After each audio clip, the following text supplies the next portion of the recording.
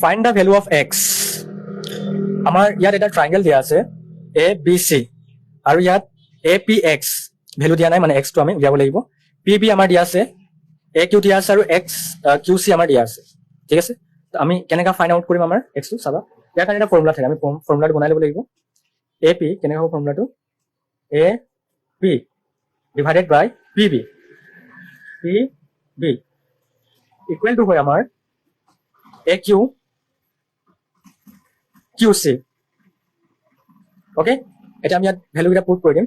A P মানে আমাৰ কি হৈছে বা এ পি মানে আমাৰ এক্স, পি বি মানে আমাৰ ভেলু দিয়া আছিলে এক্স প্লাছ 1 ইকুৱেল আছে, মানে ইকুৱেল টু এ কিউ মানে আমাৰ ভেলু দিয়া আছিলে এক্স প্লাছ 3, তাৰপিছত কিউ চি দিয়া আছে এক্স প্লাছ 5, অ'কে। এতিয়াতো আমি ক্ৰছ মাল্টিপ্লিকেশ্যন কৰিম। কেনেকৈ কৰিম, এক্সৰ লগত এইটো আমাৰ ইনটু ইয়াৰ লগত এইটো ইনটু। ঠিক আছে, এক্স ইনটু কৰিম আমি এক্স প্লাছ 5 ইকুৱেল টু এইপিনে থাকি যাব আমাৰ এক্স প্লাছ 1 ইনটু হ'ব আমাৰ এক্স প্লাছ 3। ঠিক আছে, চব কৰিম এতিয়া।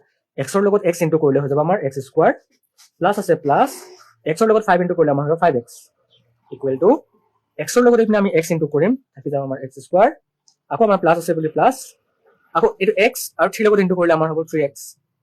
অ'কে, আকৌ আমাৰ প্লাছ হ'ব 1 লগত এক্স ইনটু কৰিলে আমাৰ কাৰণে এক্স, আৰু 1 লগত 3 ইনটু কৰিলে আমাৰ 3 থাকিব। ঠিক আছে, এতিয়া আমি এইটো এক্সৰ লগত এক্স আমি কেঞ্চেল কৰিব পাৰিম, এক্স লগত এক্স কেঞ্চেল হ'ল, থাকি যাব আমাৰ এইপিনে 5x equal to 3x plus ইয়াত এক্স একো নাই মানে 1 আছে, তাৰমানে 3 প্লাছ 1 4x আৰু এইপিনে প্লাছ 3 আমি 3 লিখিম।